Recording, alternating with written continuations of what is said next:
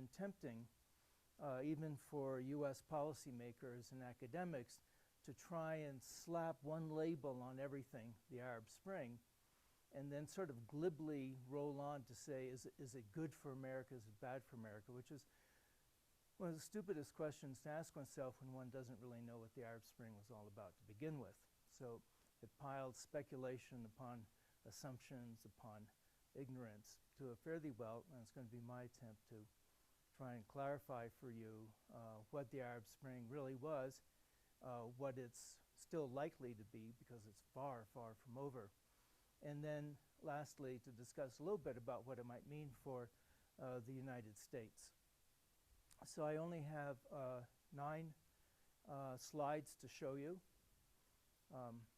You could give me a round of applause, or you could wait to see how good they are and how packed they are. But my goal really is to kind of lay out some basic notions about the Arab Spring and then just have an open discussion. And the reason to do that is that's always more interesting for everybody, but also the subject is so big that to try and describe everything in acute detail would be mind-numbing, for me at least. So let's get started. I should tell you a little bit about my own background so you know what I'm basing my comments on. I've been a student of the Middle East since 1962, which is probably longer than some of you have been alive, with a focus on the Arab-Israeli conflict in particular. But in the Middle East, almost everything, one way or another, is affected by this particular conflict. So it's not a bad place to start if you want to understand the area generally, and it's not a bad place to start at all if you want to understand U.S. foreign policy. Because when it comes to the Middle East and North Africa, the Arab world generally, the Muslim world generally, the Israeli-Palestinian conflict is at the core of essentially everything that's happening with regard to U.S. interests and U.S. policies in the area. We're all used to studying conflicts between one nationality and another, one ethnic group and another, and so forth. But the intriguing thing about the Arab Spring is that it's a totally different animal. It really has to do with conflict among Arabs, conflict among Muslims. So at one point I'm going to tell you a little bit about Islam and conflict, Islam and revolution, and lay out some of the precepts of Islam that govern how Muslims fight each other. And I think you'll find that, I hope, very interesting. I've also been, so I work as an academic, a consultant. I usually try and be as objective as I can in giving analyses to my clients or recommendations to them. But I decided that I had to get an inside look at how Muslims fight amongst themselves. And so I became an active participant in a conflict back in Maryland in one of the larger mosques in the Washington, D.C. area. And that's really where I gained a deeper appreciation of Muslim politics, Muslim law, and Muslim culture, and how all of that plays out when Muslims find it necessary to fight other Muslims. I also spent a month in North Africa, where the Arab Springs are said to have originated, and looking into the Arab Springs and meeting with people who were involved in these revolutions. 1 month is not a lot of time, but it's not bad. So I'll be combining for you comments and insights that come from both the personal role I played as a party to this conflict in the mosque, and then the more objective interviews and so forth I did in North Africa. I'll say right away that the conflict in the mosque is at a microcosmic level almost identical to what you've seen in the headlines. People aren't dying at the mosque. They're not being tortured. They're not being imprisoned, and so forth. But the nature of the conflict, what's at stake, the sentiments of both sides, the language used by both sides is eerily similar to what was going on last year and is now continuing in the Arab world and Middle East. So the most superficial way to understand an Arab Spring is simply that it's a revolution. And typically it's a population that is demanding to be heard by its government, that's demanding to be represented by its government, that's demanding that the government's policies reflect the sentiments of the people and so forth, people who are demanding that these governments move on from time to time, that they not remain in power for lifetimes, as had become the norm, I would say, in the Arab world. And it reached such a level that sons were following and becoming heads of state following their fathers.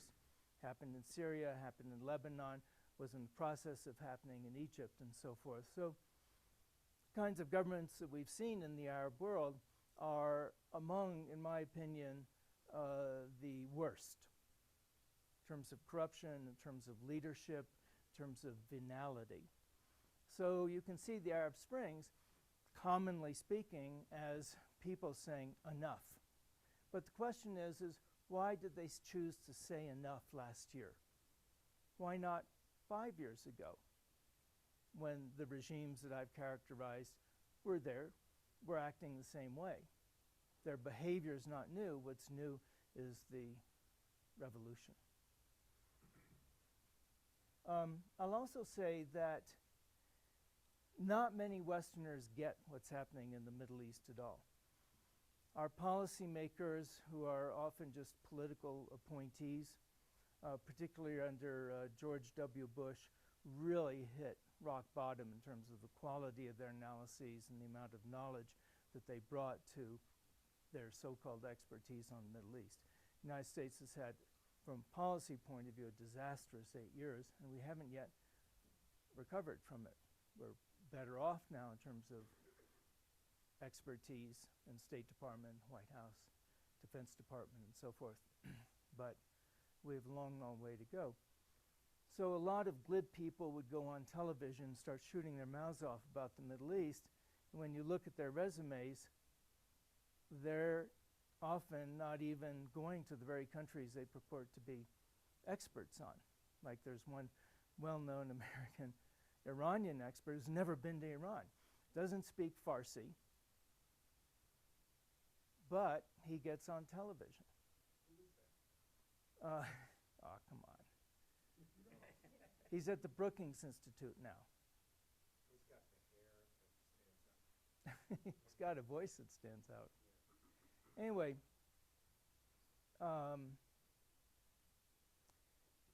one of the reasons that Westerners don't know about the Middle East is that when they go to the Middle East as tourists, they get caught in what I think of as a tourist rut.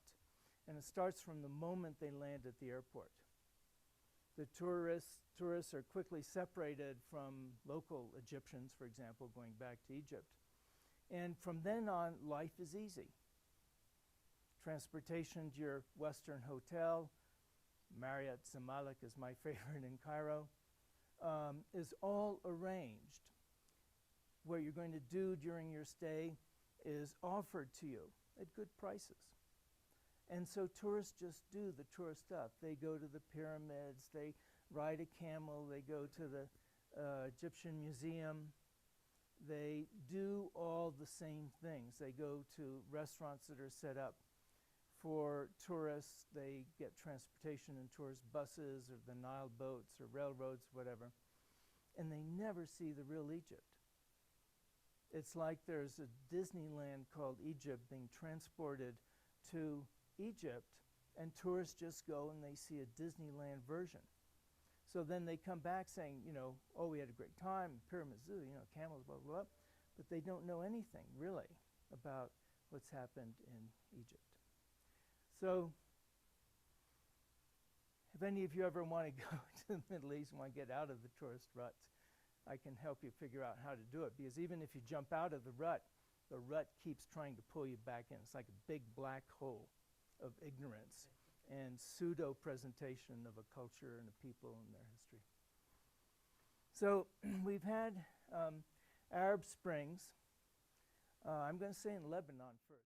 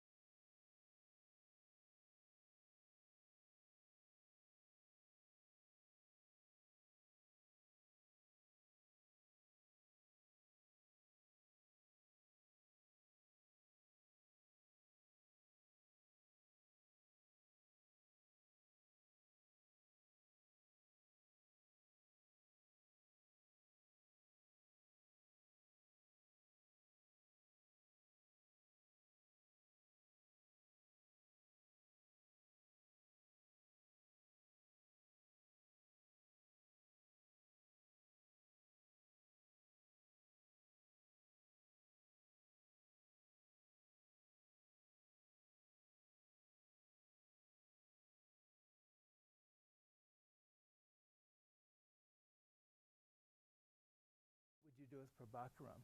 And all the other terrorists they'd been asking me about, I said, yeah, you can negotiate with this guy. Here are the buttons, here are the goals. Here's how you negotiate. One afternoon, okay, what about Prabhakaram? I looked at them, I said, kill him. You really don't negotiate with him, not because he's a terrorist, but because of the kind of social psychopath that he is.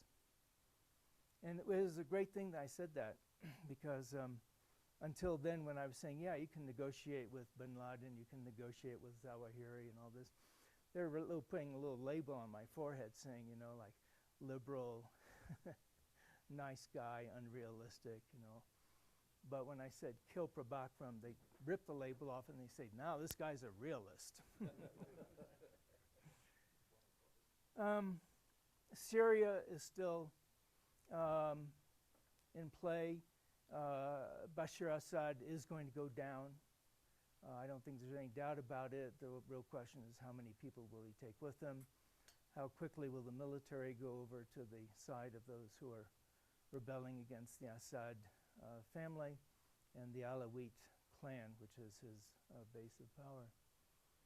Algeria should be in play. Algeria really knows how to repress its people. They have decades of experience with it. There was an attempted beginning of an Arab Spring in Algeria, but they really whacked down hard on it. And so it's sort of hard to know, but I wouldn't be surprised if we start seeing headlines from Algeria soon.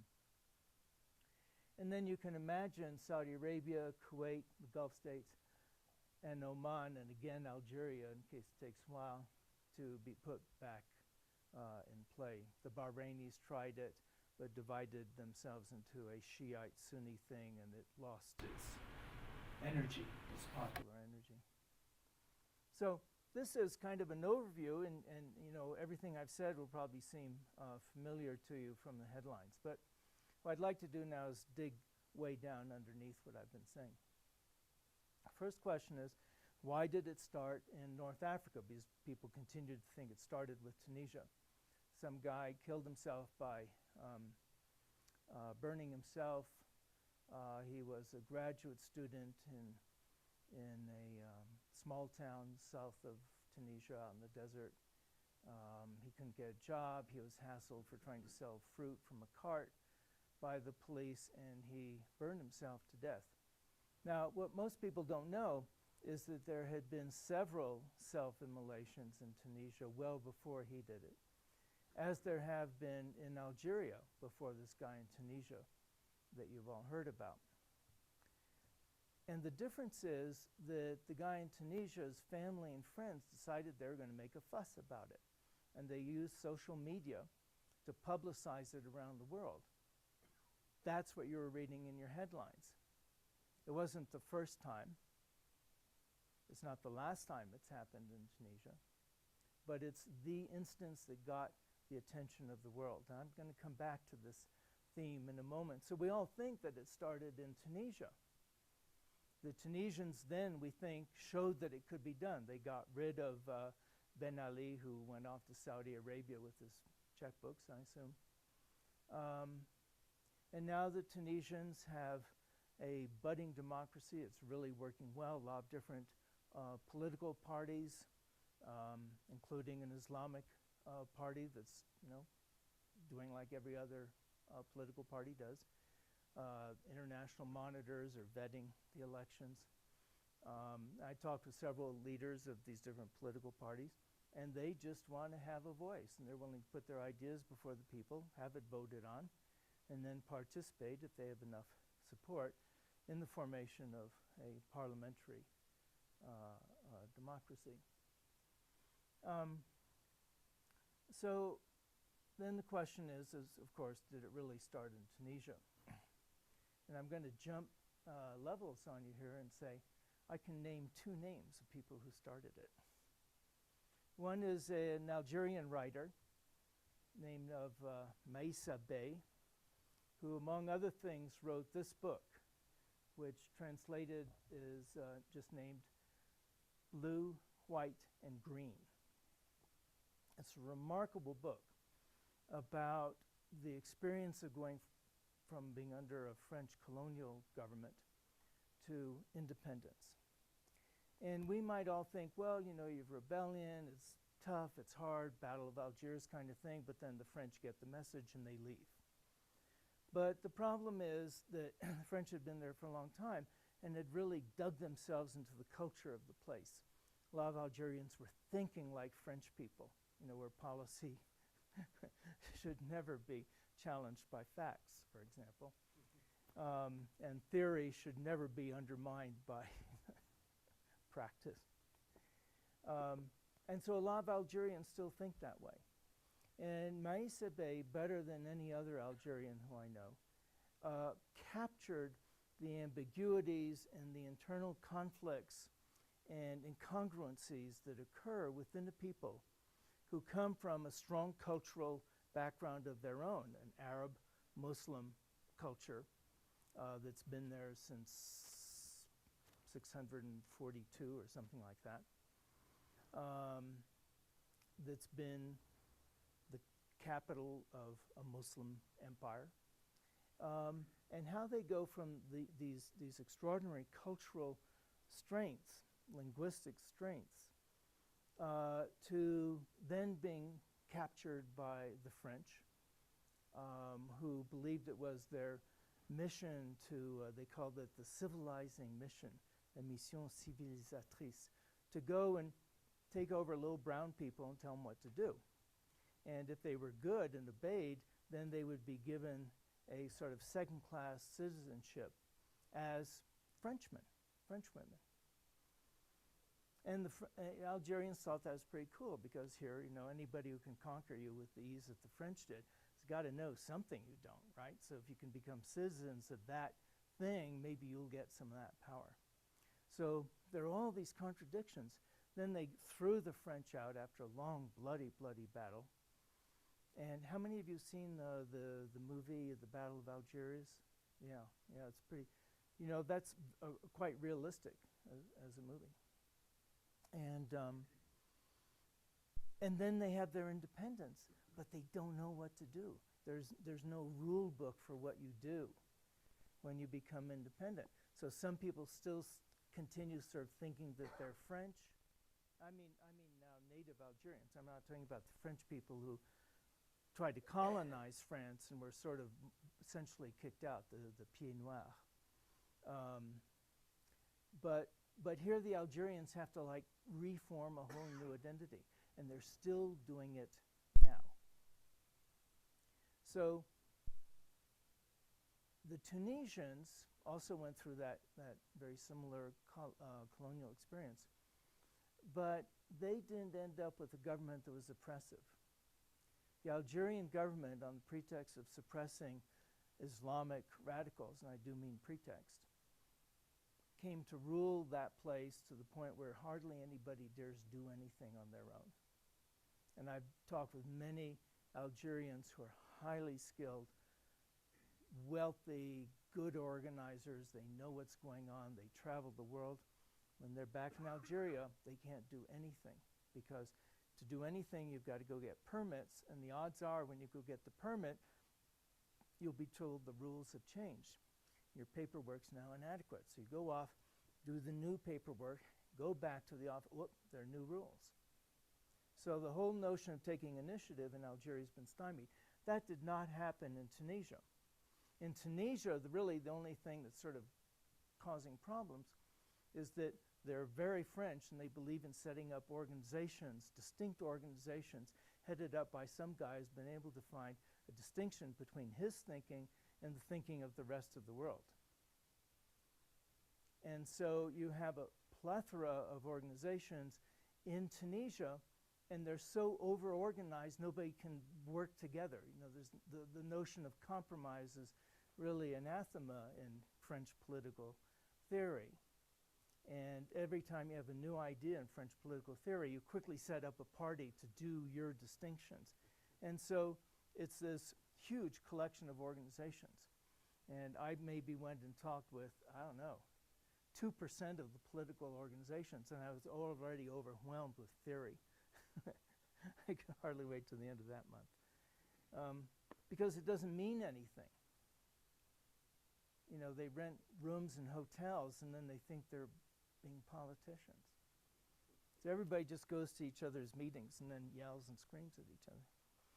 So this is Maïssa Bey, and her consciousness about the difficulty of going from a colonial to a neo-colonial situation helped a lot of the population in North Africa realize that they had to invent themselves all over again. They couldn't just accept people who were rulers, people who asserted power. They had to engage in a process in which they would reconstitute themselves. They would put them through themselves through a galvanizing process, if you will, to recreate their ability to operate politically. And the Tunisians went at it very well, but the Tunisians needed some help in figuring out how to do it. So we come here to Gene Sharp. Have any of you heard of Gene Sharp? Well, I hadn't either. And the first time I heard him mentioned was in Egypt by some of the people who were occupying Tahrir Square and brought Mubarak down. They assumed as an American that I would know all about him. I'd never heard of him. And they said, well, we heard about him from the Tunisians. So I went online when I got back. Turns out Gene Sharp wrote many things, including these two very interesting things. And it's about the theory and practice of nonviolence. Not particularly for the Middle East, just generic theory and practice of nonviolence. And somehow the Tunisians got a hold of this, read it avidly, mentioned it to their colleagues and Twitter buddies in Tahrir Square, and they got hold of it. So this one's called There Are Realistic Alternatives to Dictatorship, and From Dictatorship to Democracy. American? He's an American. He lives in Cambridge. He's got one of these little poli-sci institutes that political scientists love to set up, including me, called the Einstein Institute. And you can go online and download these for free. So any of you who are interested in some of the political thinking that is shaping our world now, go online and download these. I'll pass these around if you want to take a look at them. Of course, I'm sort of kidding with saying, who started it. But these two individuals, if you had to pick two individuals, this would not be a bad place to start. But things really start, of course, when conditions become so bad that the fear that people have of confrontation and of change is overwhelmed by their dislike of the conditions that exist. And I amused myself putting a little algorithm together on when voluntary human change takes place.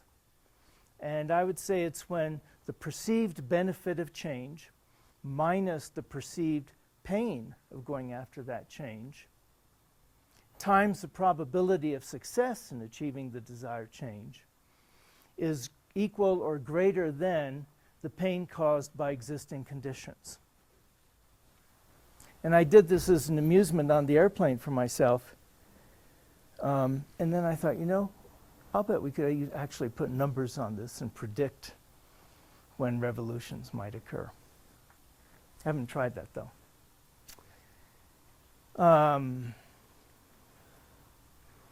So, what are the forces behind the pain, if you will? One is you get these horrible dictatorships, as I described them before. And these are like truly, truly sick people, many of them. You all know Mubarak. That's a pretty easy case to figure out. Gaddafi. But Mubarak is just as bad. Saleh in Yemen is just as bad. Bashar Assad is probably not as bad, but pushed in the corner, he's become as bad. One of the great things about intra-Muslim conflict, if you know how to use language, it's not hard to put sufficient pressure on your opponents that they will make huge mistakes. And in this conflict at the mosque in Maryland, we are a group that has no power within the membership of the mosque. We don't have any of the political positions, we don't have any of the power. But by exploiting the oppressions of the governing body of the mosque, we forced them into mistakes and made them look increasingly bad. The worse they looked, the more mistakes they made on top of that. Pretty soon, the community of the mosque was coming and rallying to our side, to the point where we wrote them official letters saying, you're dismissed from the governing body, and thanks for your service, hand over the keys and checkbooks. And we wrote on that DAT legal committee, which was just something that we pulled out of the air, on the computer, right? You can make anything look like it's on letterhead. And they got so freaked out that within a week they'd agreed to binding Islamic arbitration, meaning they gave up their dominant power. Huge mistakes like that. And there are mistakes like that that the demonstrators in the Middle East, the Arab world, are forcing upon their dictators that reveal their psychopathic nature, reveal their corruption, reveal their ego and arrogance and desire to stay in power at all costs. And I think Gene Sharp would be very pleased with how we've proceeded in the mosque. And very, very pleased with how the Arab Springs have gone. People with no power coming together, creating enough pressure that the bad guys make mistake after mistake, whether it's sending the army in, issuing arrogant statements like Mubarak did. He's got like 100,000 people outside his residence screaming, "Leave now," right? And he issues a statement saying, well, he doesn't really want to hold on to power, and he'd love to be able to leave, but he's afraid that it may result in chaos. So he's going to stay on until the chaos is gone, right? I mean, think, the stupidity of that kind of response. But that's what we're seeing with the Arab Springs. Are you a Muslim? No. But if I were to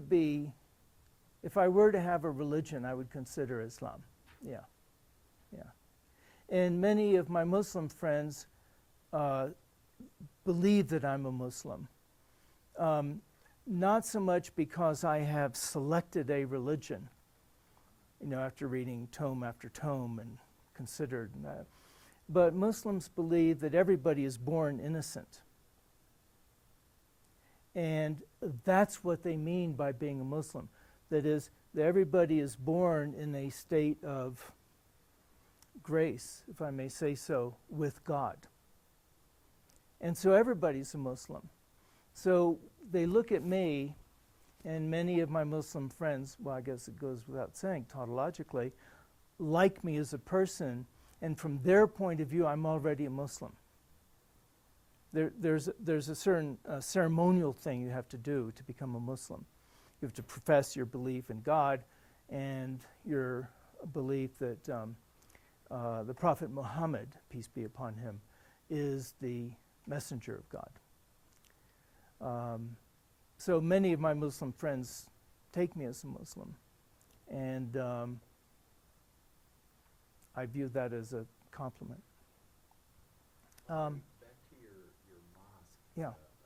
Scenario, Mhm. you said we, and we were able to topple the power structure. Yes. Who was we? The Non-Muslims were able to do that? no. It's within the mosque. Within the So there's a group that's the governing body, plus some of the founders of the mosque who still want to have privileges, even though they have none according to the constitution of the mosque. And then they have family members who are part of their group. And then there's the imam, the religious leader of the mosque, who was fired by these people, which formed one of the complaints against them. But they have refused to hold elections to replace themselves according to the election schedule. They've done many things that violate the Constitution. And so a number of brothers and sisters at the mosque came to form initially a very small resistance group. And I became part of that group. And just because of kind of work that I do, I had certain skills of being able to write, for example, in an American fashion, because most of the people at the mosque are from the Middle East, big contingents of Egyptians and Pakistanis and so forth. And so English is their second language. So I gradually became one of the leaders of this group. In fact, I'm leaving tomorrow first thing to go back, and I have to, we're having a big community meeting, and I've got to give a couple of talks there about different aspects of arbitration. So you need to have intellectuals involved, that is, to lay out a theory of the case against the bad guys, lay out a theory of how resistance is going to be effective in fighting the bad guys, because there's huge risk involved. You're going up against dictators. They often have elaborate security and internal intelligence apparatus, and who are monitoring the population. So there's big risk in stepping out. You often see in pictures people wearing, scarves, the keffiyehs, and it's because they don't want to be recognized. It's not just because of tear gas. And then a third thing is the repression of religion. As Maisa Bey explores really brilliantly, for many people in these countries, religion, meaning the Muslim religion predominantly, but also certain Christian groups and certain Jewish groups within the Middle East and North Africa, hold on to those religious teachings, customs, and so forth, because that's the only thing that brings coherence to their lives. It's either that or you play the game that the dictators want to impose upon you. So they turn to religion, and particularly Islam, because Islam is not just a religion, it's also a political, legal, commercial, family law system. It's like a big-time, heavy-duty blueprint for virtually all aspects of life. It's not something that you just go and practice on their equivalent of Sundays, and then you go out and you live a secular life the rest of the time. Islam tells you what, when you die, you leave money, how it should be distributed. Islam tells you what family law should be like, the rights of the wife, the rights of the husband, the obligations of both, and so forth. So Islam is a big thing, and it provides a whole lot of structure that is in some ways very and attractive to people, and a counterweight to what the dictators and sort of modern secularists who really have failed in their job of providing for good economy and good politics in these countries. So they fall back upon religion. That's viewed as being dangerous by the dictators, who then try and suppress the religion by suppressing the imams and the mosques and so forth. So those are some of the drives behind what the Arab Springs do. And I don't know if can you see that sign up there? It came out kind of blurry, I think. Anyway, it says, leave my future without you is better. And this was directed to Mubarak.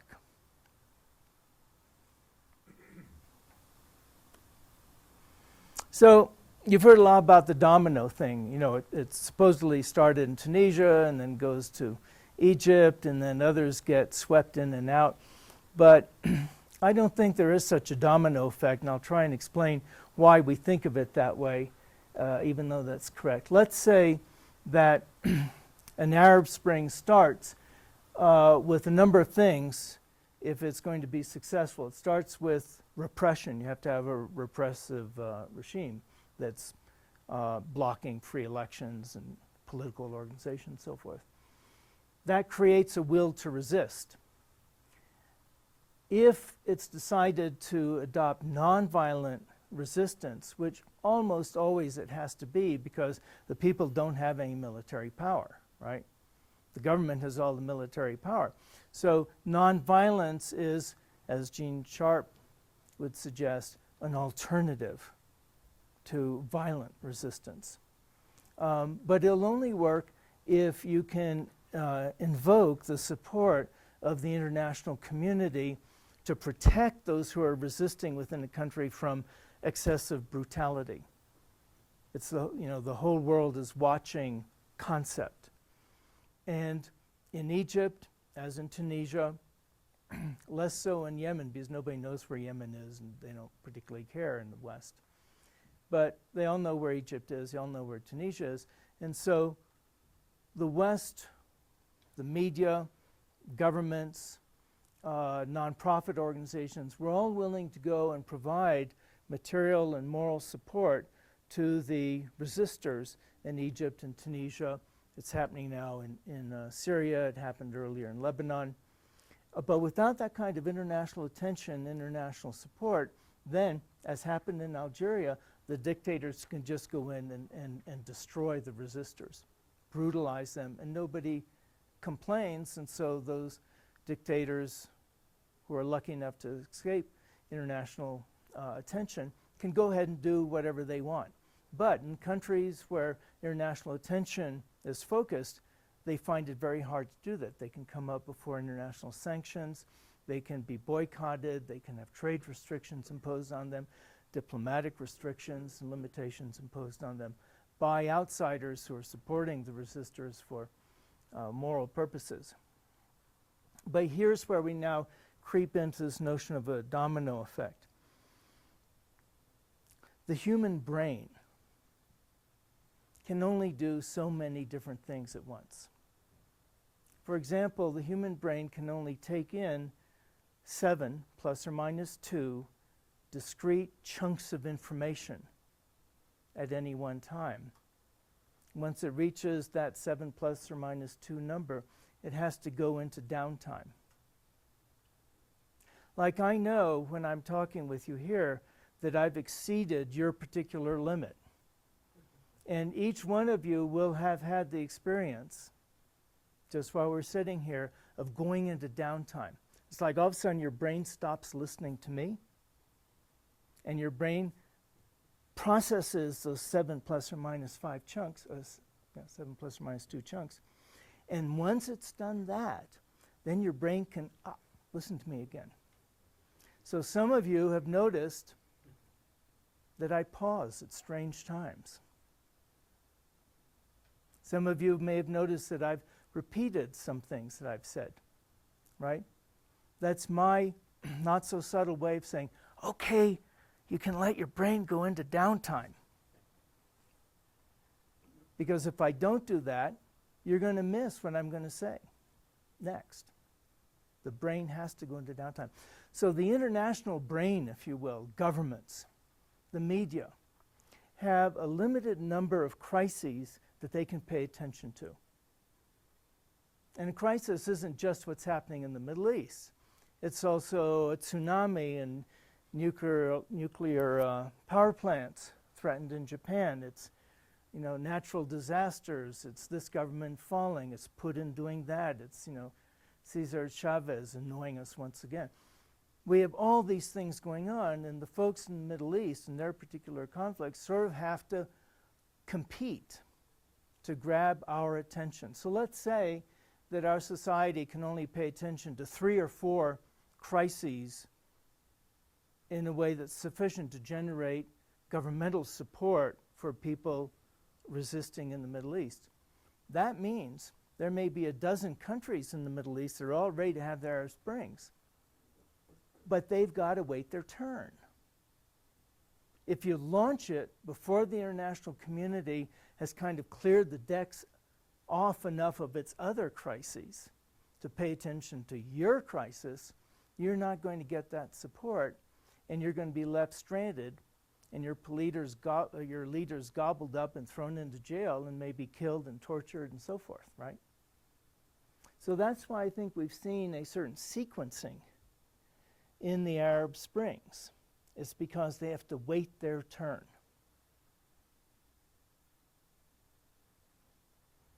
And this is not a matter of what I call, moral turpitude on the part of the international governments and things like that.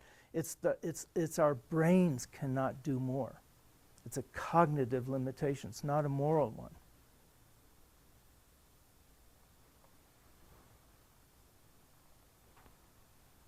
Does that make sense? Yeah. Okay. So now, Islam. Are you counting now?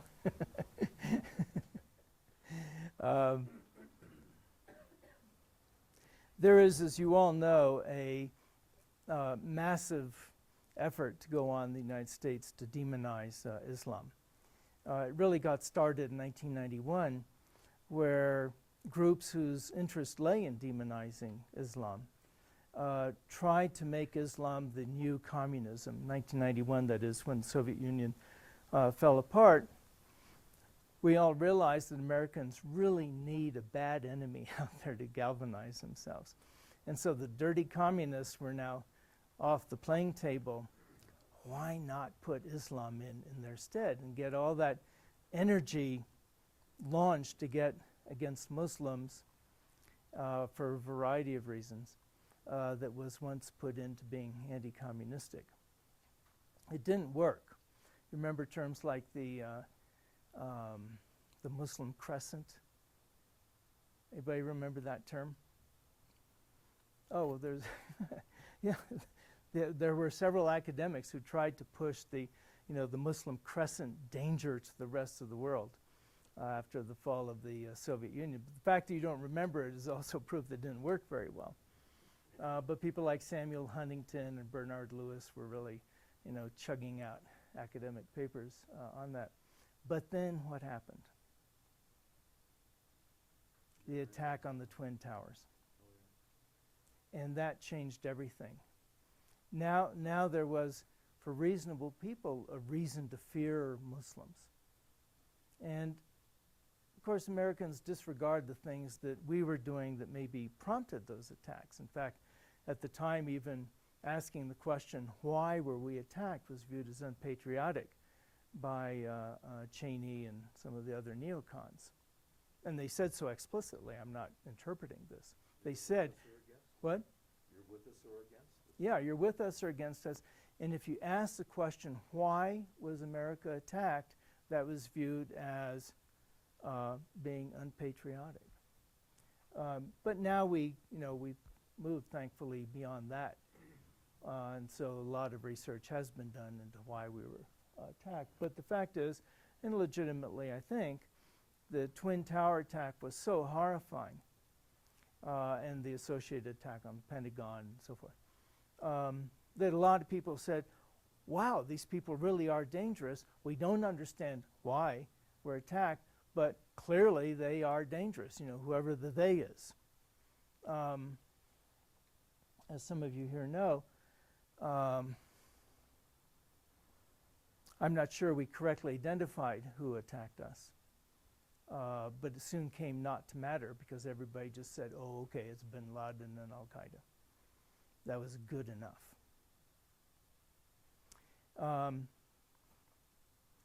But I'd like to talk about some of the political rules, philosophies embedded within Islam that lead to the emergence of highly repressive, long-lasting regimes that apparently can't be shamed into stepping down. I'm going to say something, I imagine some of you will disagree with it, and I'm happy to discuss it, but that within Islam, the political structures are intrinsically democratic. That is, the people who are governed have a right to, in Islamic political science, to dismiss their rulers if those rulers get out of step with what the people want. And I can talk about the mechanisms for that if you wish. However, there are also other precepts within Islam that work against the pure functioning of that, or the automatic functioning of that first principle. There's a strong belief that Muslims have to be united, or else they're going to be destroyed by an aggressive West. And of course, they look at the colonial period, they go back to the Crusades and so forth, to feel that they are under threat from the non-Muslim world, and that only their unity will protect them from that threat. In order to have effective unity, so goes the theory, you have to have strong leadership, political leadership. And so, and that's called the emir or the caliph, you've heard these terms, of a Muslim polity.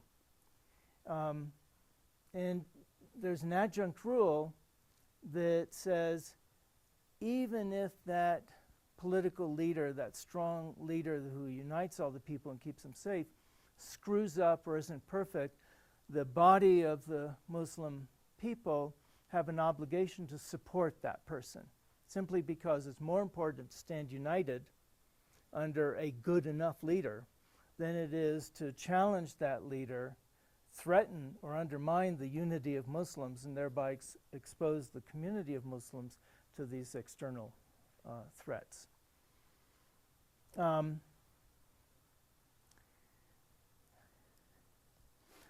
That rule is balanced out in principle by the notion that the honor of a leader is totally dependent upon his ruling with the consent of the governed.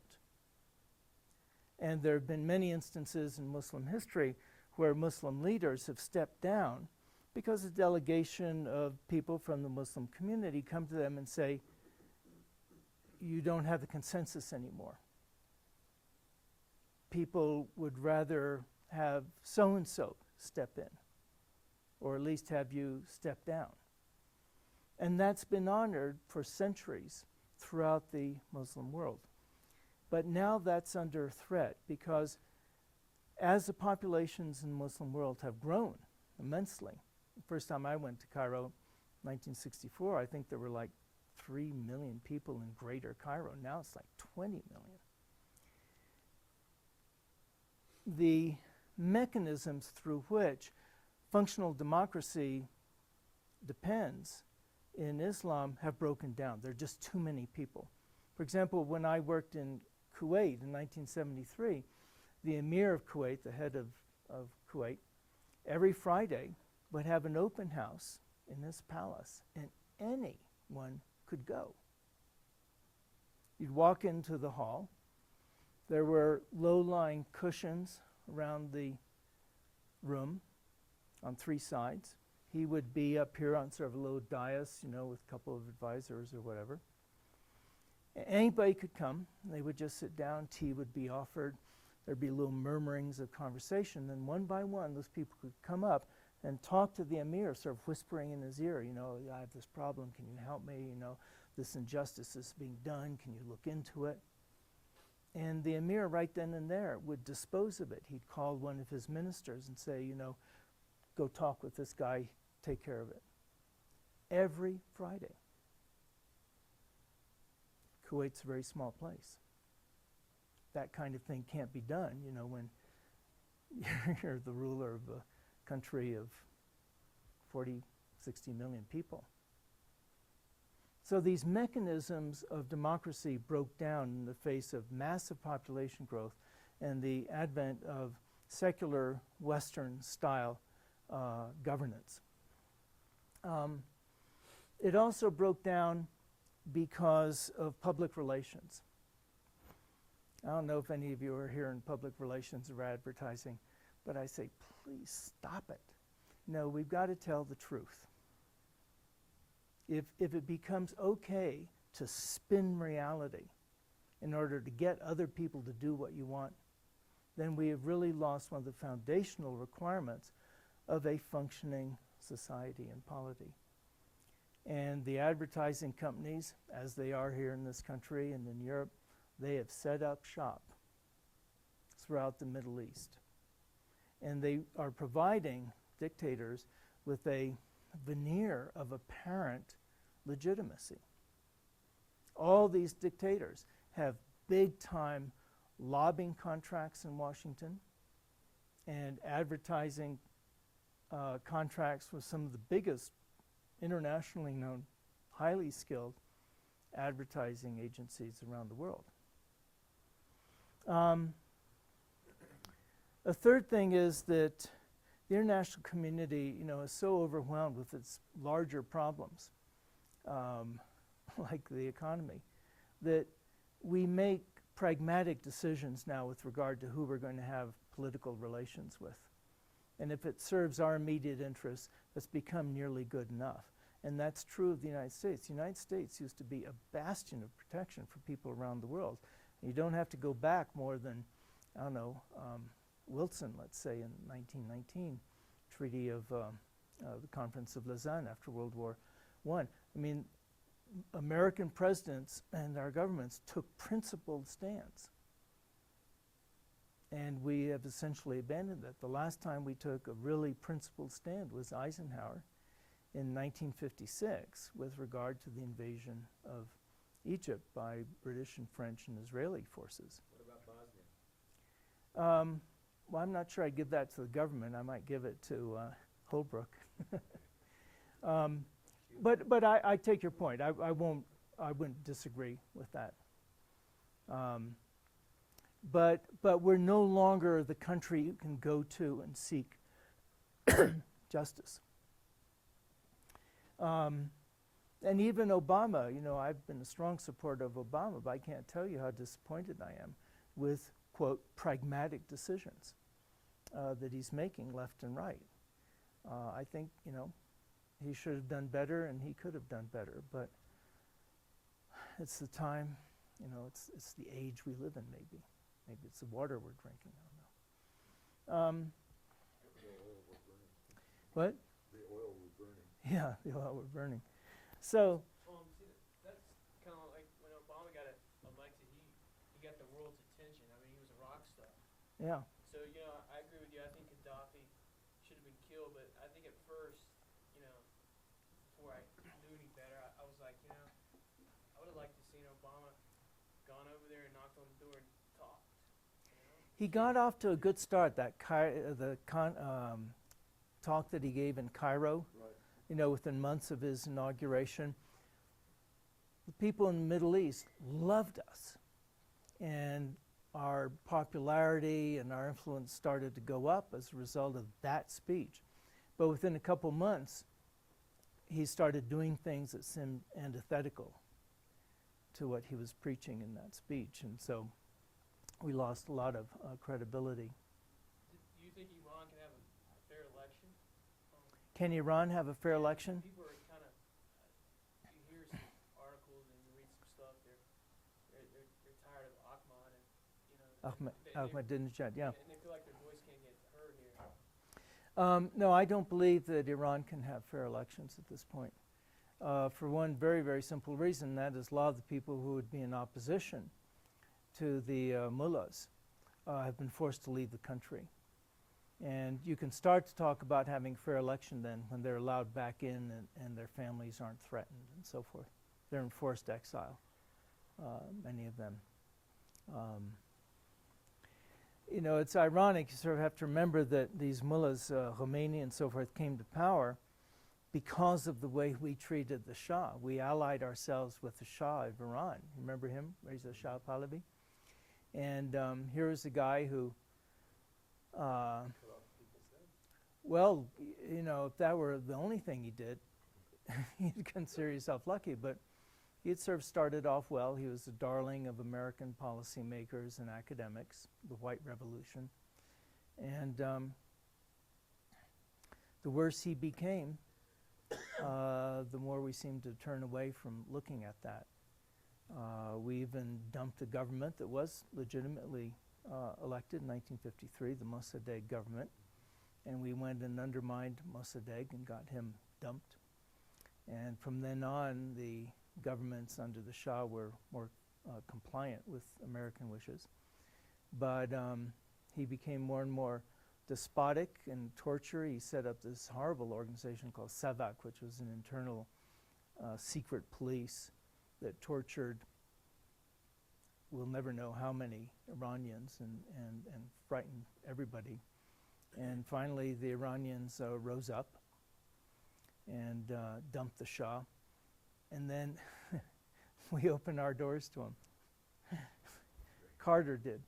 And that's when the Iranians took over the U.S. Embassy and took hostages there for, 444 days, and only released them when Reagan was elected. They weren't going to let Carter take the credit for getting the return of the hostages. Anyway, it's been a terrible situation. We're not helping the Iranian people by the positions we're taking now on the government, but that's another story. So no, I would say at this point the odds of having a fair election in Iran are really slim. And we saw that in the last election. It was profoundly corrupt.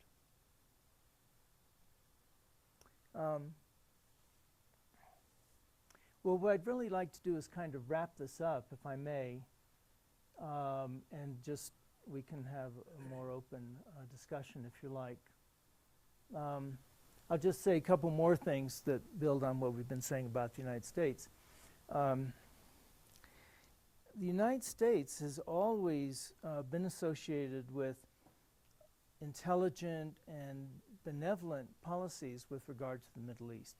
And particularly around World War I, we were the only significant power that stood up to the Europeans who wanted to recolonize the Middle East and North Africa, recolonize them along lines of who had won World War I and who had lost World War I. So the Germans were to lose their colonies, and the French and British were to expand theirs, and so forth. And under Woodrow Wilson, who's received a lot of flack, quite a bit of it deserved, but not enough credit, Woodrow Wilson really stood up against the Europeans. And the peace treaties that came out of World War I reflected well on the United States' integrity. And we've had pretty good policy towards the Middle East. It's been based upon genuine respect for people's self-determination of peoples, which was one of Wilson's key principles. Sovereignty, respect for national sovereignty, and so forth. But then, around World War II, things started to change. And FDR in 1945 made a commitment to the Arabs in the form of the King of Saudi Arabia to not engage in policies in the Middle East without consulting with Arab leaders. But then he died a few months after that commitment, and Truman came in, who didn't know anything about the Middle East and wasn't about to waste his time learning. And he really took us down a very bad path that has continued to plague us. And much as I admire the political science vision of the Zionists, that is, the desire to set up a national home for Jewish people, particularly given the decimation that was inflicted upon them by the Germans in World War II, the implementation of that vision, and I'm a political science, so I love big thinking, utopian visions. I think that is going to be what saves us politically as a species. But it was implemented in such a way that its immediate and unavoidable consequence was to deprive the Palestinians of their homeland and their autonomy and their self-determination. And from that mistake, we have inherited decades of strife with no end in view. And the United States essentially took a unquestioning pro-Israeli position. And with that, you can track the deterioration of America's standing in the Middle East and North Africa, and increasingly other countries as well who are declaring themselves supportive of Palestinian aspirations for their own country themselves. So one of the three goals that bin Laden, whether his organization carried out the September 11th attacks on the World Trade Center or not, one of the three goals that he asserted, or three motives that he asserted lay behind the attack on the World Trade Center, were that U.S. troops were stationed in Saudi Arabia, that we supported repressive regimes in the Arab and Muslim world, and that we supported Israel one-sidedly. So when the World Trade Center was attacked, those three reasons being given as the cause of the attacks, George Bush and the neoconservatives who laced his administration at the time decided that it was time to launch a war on terror. The theory behind this had been laid out several years before while Clinton was still president, but Clinton had not bit. George W. did. And so we started on what I view as a political science insanity, the war on terror. I don't mind having wars, against so-and-so or that country. At least you have to have something. If you're going to have a war, you've got to have something you can defeat.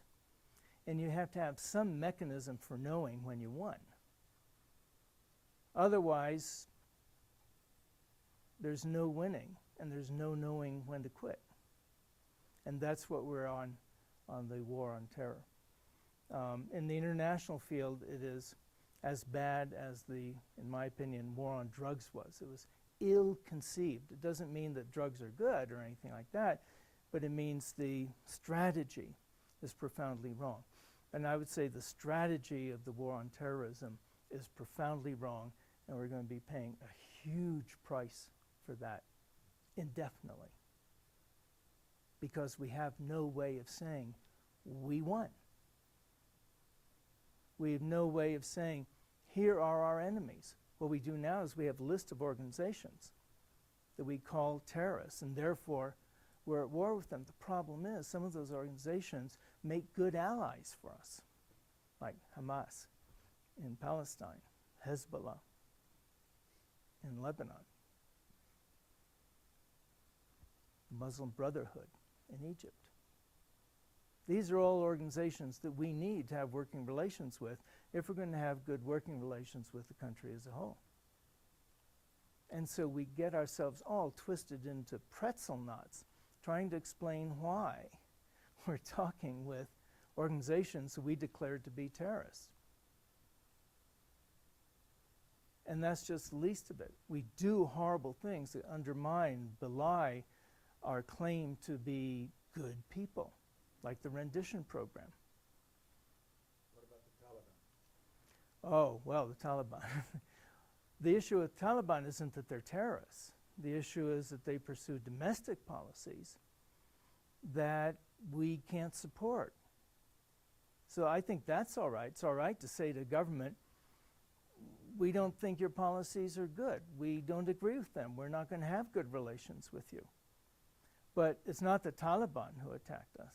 It's not Saddam Hussein who attacked us, even though we tried to impute that Saddam Hussein was somehow behind. That's one of Cheney's brilliant thoughts.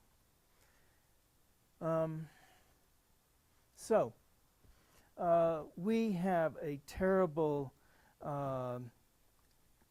conundrum that we've created for ourselves in terms of our policies towards the Middle East. I do not know many people in the United States who have the knowledge and the intellectual capacity to undo that conundrum.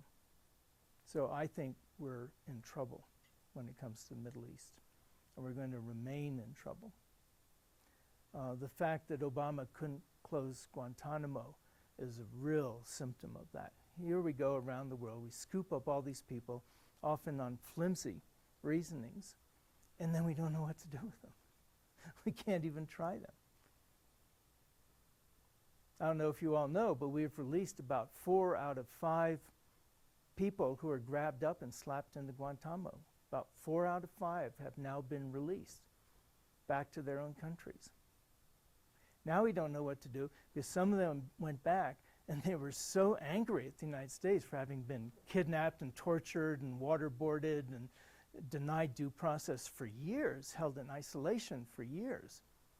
Practices that the international community calls torture. Then we release them because there's no evidence. We release them, and then we're amazed that some of them have become terrorists, which they weren't to begin with. Right? We're amazed that they're fighting us and attacking us. So now we've cut back on the release rate. But here's an example of how we don't think these things through. You would think that the capacity of the human brain should be able to wrap itself around these kinds of conundrums, these predictable messes that we create for ourselves. So nobody else in the world has put us in this situation. It's our own people who put us in this situation. And finally, I want to talk about one thing, because one of the things that the United States loves to do when we feel bad is we go give aid. Okay, we trashed Iraq. I don't know what estimate of number of dead Iraqis you want to adopt, but if you add up all the damage we did to Iraq, we really, really ruined that country in terms of deaths and mutilations and destroyed infrastructure, and we get different groups pitted against each other. Yeah. And so what do we do now? We spend a bunch of years, quote, rebuilding Iraq. It's like, well, if we wanted it built, why did we destroy it? Oh, we want to get rid of Saddam Hussein. Well, okay, you just send a guy with a really cool sniper gun, and you'll get him sooner or later. Right? But we destroy the country, then we say, hey, we're great people because now we're going to rebuild it. And the Iraqis are saying, you people crazy. So then we get into the area of foreign aid, which is one of the things that really is genuinely motivated, properly motivated at USAID, the Agency for International Development. We've sort of ruined the agency because we keep making them take care of all our war on drugs, for example. A big chunk of the AID budget was detoured into the war on drugs. And then it was detoured into fighting the Soviet Union by trying to get the Soviet Union republics to rebel against Moscow. And now we're using AID to fight the war on terror. There is, in my opinion, only one agency that does foreign assistance well consistently, and that's the Peace Corps. But we don't pay a whole lot of attention to them because they're not sufficiently bureaucratic to be important in the turf battles of the bureaucracies in Washington. But here's the thing, we don't really know how to do aid, as we don't know how to put money into a country and have the result of that country developing economically. Our theory has always been if we can turn a country into a place of the middle class, then they won't dislike us capitalists. You know, it's leftover Cold War argumentation that poverty breeds communism, which was nonsense, of course, but a lot of American policymakers believed it. And so that was the justification for giving aid to many countries. Now we continue to give aid, I think, out of, it's like blood money practically. So we're here, we're building roads, we're giving money here, we're giving money there. And the month that I spent in North Africa this last summer showed how nonsensical our aid efforts are there. We are flooding North Africa with well-meaning contractors to go help with economic and political development, democracy-related legal institutions development, and so forth. But the people there are highly intelligent. They go to the best universities in the world, and they read, they write. You can have a fantastic conversation with them. They know what's going on. And then we send contractors, and we pay heads of missions to nonprofit organizations about $80,000 to go live for a year, to go live in North Africa, to somehow bring these uneducated, stupid, incompetent people along. The whole thing is nonsense. The people there, the leaders there in the private sector, public sector, are all far more educated and competent than these contractors who are going over there for the State Department or AID. I'm making big generalizations, and I apologize for that. But the whole enterprise of foreign assistance, I think, has to be completely rethought. I don't know what the answers are, but more and more people from recipient countries are saying, your aid is destroying us. There's a wonderful book called Dead Aid by an African woman whose name now completely escapes me. I'm sure some of you have read the book. Very, very smart. Anyway, she's saying every penny that we offer as assistance is deforming the healthy economic structures of the recipient country.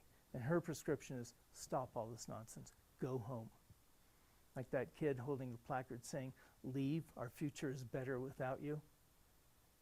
He could be holding that placard and showing it to Americans. So the Arab Springs offer us a huge opportunity. The people are empowering themselves.